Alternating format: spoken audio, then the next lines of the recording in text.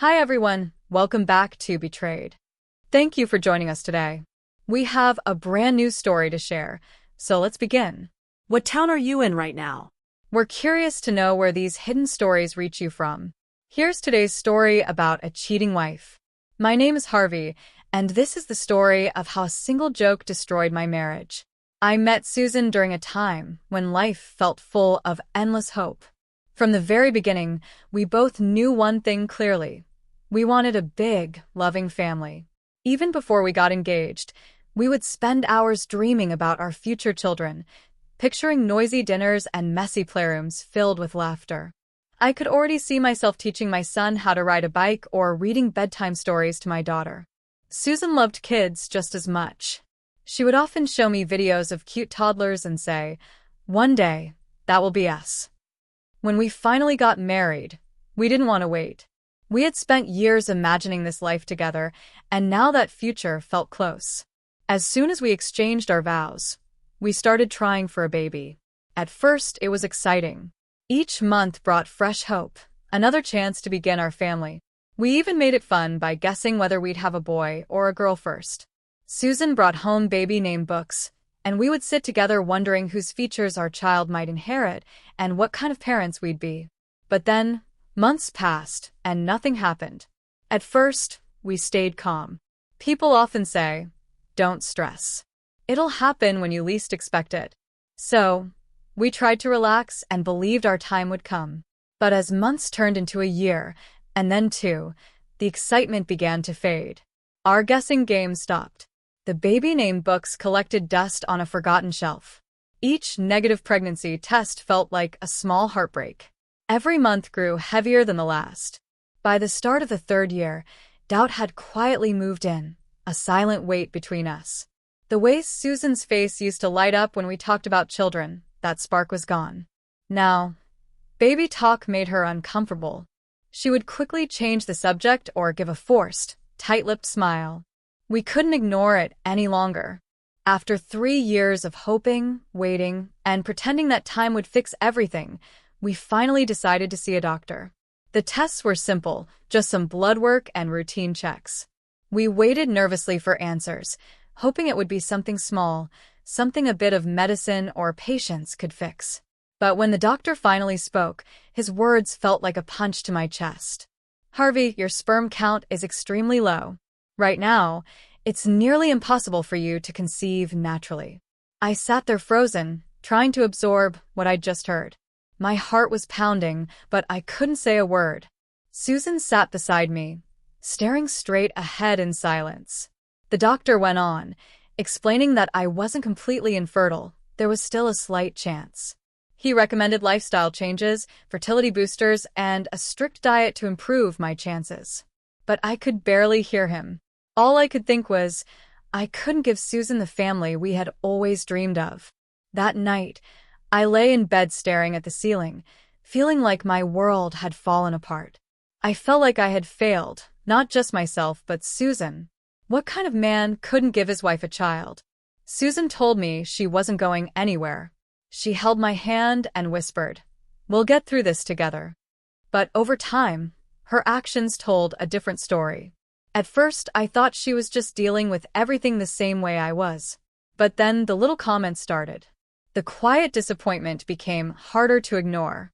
It began with subtle remarks, small, passing words that seemed harmless, but carried a sting. One night over dinner, she shook her head and muttered, "I just don't get it. How can two healthy people struggle to conceive?" Another time she sighed and said, "Maybe if we had tried earlier, things would be different." She said those words like they were nothing, just thoughts in the air, but each one felt like a blade to my heart. I kept telling myself she didn't mean it, that she was just hurt and frustrated like me. But deep down, I knew something had shifted. The warmth in her eyes had faded. She started coming home late, always with a reason. I grabbed dinner with the girls. I just needed some fresh air. At first, I believed her. But then it became a routine. She spent more and more time away from home. Even when she was home, her mind was somewhere else. She used to kiss me goodnight. She used to fall asleep with her head on my chest. Now, she barely even looked at me. Our home, once filled with joy and shared dreams, had become painfully silent. I would often sit alone in the living room, staring at the pictures on the wall, the ones where we looked happy, where there was still hope. But that hope had slowly disappeared, and in its place was something colder, something distant. One evening, I finally asked her, "Susan, are we okay?" She let out a sigh and rubbed her forehead, as if even talking about it drained her. "I don't know, Harvey," she said. I just wish things were different." That response broke me. I had done everything possible. I followed every recommendation from the doctor. I changed my eating habits, took the supplements, worked out daily. But no matter how hard I tried, I couldn't fix what was broken between us. The silence in our home became unbearable. Every time she opened her mouth, I braced myself, expecting another painful remark. And when they came, they cut deeper than any argument ever could. "It's just hard watching everyone else move forward while we're stuck," she said. "Maybe we weren't meant to have children together." She never raised her voice. She never directly blamed me. But she didn't need to. Her words carried the weight of all her disappointments, all her hidden resentment. And then, one night, she crossed a line that couldn't be uncrossed. We were at a small gathering at one of her friends' homes, a simple backyard get-together.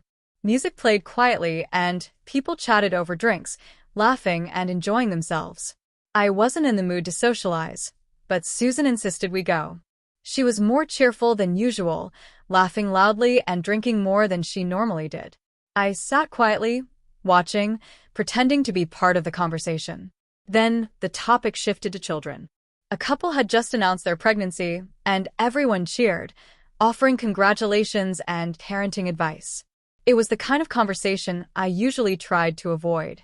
Then someone turned to us with a warm smile and asked, "So, when are you two finally going to give us a baby to spoil?" It was just a friendly question, meant as a light-hearted joke. But before I could say anything, Susan laughed and said loudly in front of everyone, "Oh, please. Harvey's not even man enough to get me pregnant." Silence. The laughter stopped. Conversations faded. Some people glanced at me awkwardly. Others pretended they hadn't heard. But I had heard. And there was no pretending this one away. I didn't argue. I didn't ask her why she would say something so cruel in front of our friends. I didn't tell her how deeply it hurt. I simply stood up and walked away. I wasn't angry. I was done. That night, when I got home, I pulled out a duffel bag and started packing some clothes, my wallet, toiletries, just the essentials. I didn't know exactly where I was going, but one thing was clear. I couldn't stay. I looked around one last time at the house that once felt like home. Now, it felt more like a prison. For the first time in years, I felt peace. No tension. No passive-aggressive comments. No forced small talk, just silence. And this time, the silence was soothing instead of suffocating. After leaving, I checked into a small hotel across town and turned off my phone. When I finally turned it back on the next morning, messages started pouring in. Friends who had seen what happened at the party reached out, asking if I was okay, offering support. And then there were Susan's messages. One from the night before. "Where are you?" And another from that morning. "Are you really upset about what I said?" It was just the drink talking. I read her words again and again. There was no apology. No real regret. Just an excuse. I didn't reply. And when she realized I wasn't going to, she stopped messaging. A few days later, she found the letter I had left on her dresser. I stayed through everything, the arguments, the disrespect. But if even my deepest pain is a joke to you, then I no longer belong here. She must have read it because she started calling and texting again, asking to meet, to talk. But I was done. I had nothing left to say. About a week later, she received the divorce papers. That was my final answer. Leaving wasn't easy. Starting over never is. But step by step, I rebuilt myself. I moved to a new city and began a fresh chapter. At first, the loneliness was painful, but in time, I learned how to enjoy being alone. I let go of the heavy weight I had been carrying for years. And most importantly, I realized I was more than my ability to have children. Then, when I least expected it, I met Naomi. She was different, kind, patient, and truly supportive. She didn't see me as broken or lacking. She loved me just the way I was. We took our time. I was cautious, afraid of being hurt again. But Naomi understood. She waited. And for the first time in years, I felt genuinely wanted. 1 year into our relationship, she sat me down one evening. There was something in her eyes, a mix of excitement, nervousness, and maybe even fear. Then she said the words that stopped time. "Harvey, I'm pregnant." At first, I laughed, thinking she was joking. But when she didn't smile, when she just sat there waiting, I realized she was serious. I stared at her, my thoughts racing. Pregnant. It didn't make sense. The doctors had told me it was nearly impossible. My sperm count had been too low. The chances of me becoming a father were almost zero. I shook my head, almost without thinking. "That's not possible," I said. My voice came out sharper than I meant, but I couldn't help it. In my mind, there was only one explanation that made sense. She must have cheated. I'll never forget the hurt on Naomi's face. But she didn't shout. She didn't cry. Instead, she looked me straight in the eyes and said, "I haven't been with anyone else. I'm sure, 100% sure, that you're the father." I wanted to believe her. I truly did. But after everything I'd been through, I couldn't afford to take chances. I asked for a paternity test. Naomi didn't argue. She agreed immediately, telling me to do whatever I needed to feel at peace. Still, while we waited for the results, the uncertainty was crushing. If the test confirmed my worst fear, it would break me. But if just maybe it proved I was the father, what then? Days later, the results arrived. I read them once, then again, and again. "You are the father." I must have stared at those words a dozen times, unable to believe it. My hands trembled as I held the paper. My breathing was uneven. How? The doctors had been so sure. My chances had been nearly nothing. And yet here was proof that something had changed. The very next day, I booked an appointment at a fertility clinic. I needed answers. Was this just a one-time miracle? Or had my body actually healed? The new tests confirmed the impossible. My fertility had improved significantly. Whether it was the healthy lifestyle I had kept over the years, the passing of time, or simply something beyond science, my body had done what I once believed it never could. I was no longer infertile. And that's when the realization hit me. If Susan had just been patient, if she had held on a little longer instead of letting her frustration turn to bitterness, we might have had the family we always dreamed of. But as I looked at Naomi, the woman who had loved me without judgment or blame, I felt no regret. My past marriage had been filled with pressure, silence, and resentment. But with Naomi, everything was different. With her, I was exactly where I was meant to be.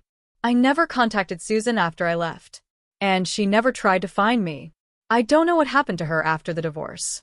Maybe she moved on. Maybe she had children with someone else. Maybe she regrets everything. Or maybe she still believes she did nothing wrong. I don't know. And honestly, I don't care. Some doors are meant to stay closed. For years, I carried the weight of feeling like a failure. I believed I was less of a man because I couldn't give Susan what she wanted. But the truth is, it was never just about children. It was about how we treated each other when life got hard. Susan had the chance to be my partner through the struggle, to hold my hand and say, "We'll figure this out together," and truly mean it. But instead, she let her pain turn to blame. She let her disappointment become cruelty. She chose to humiliate me. And that kind of damage, especially when it comes from someone you love, leaves scars. Words hurt. And the ones spoken by someone you trust the most, they cut the deepest. But I'm not bitter. In fact, I'm thankful. Life gave me a second chance. I found someone who loves me, not for what I can or cannot give, but simply for who I am. Someone who stood beside me with patience, compassion, and no resentment. Someone who never used my pain against me. Now, as I hold my child in my arms, I realized something even more powerful. I was never broken. I was just with the wrong person. Life has a way of teaching us lessons when we least expect them. We all face moments of pain, times when things don't go how we planned. But what truly defines us is not the hardship, it's how we treat the people we love in those moments. Love isn't just about being there when things are easy. It's about choosing kindness when things are hard. It's about patience. It's about respect. If you truly love someone, you don't throw their pain in their face. No matter how frustrated you are, you don't humiliate them. You don't let one angry moment destroy something that could have been beautiful. Looking back now, I see it all clearly. Everything happened the way it was meant to. And I'm at peace. But now I want to ask you, have you ever had a moment in your life where a few words changed everything? Something that couldn't be taken back? Let's talk about it in the comments. Your story might help someone else. And if you know someone who needs to hear this, share it with them.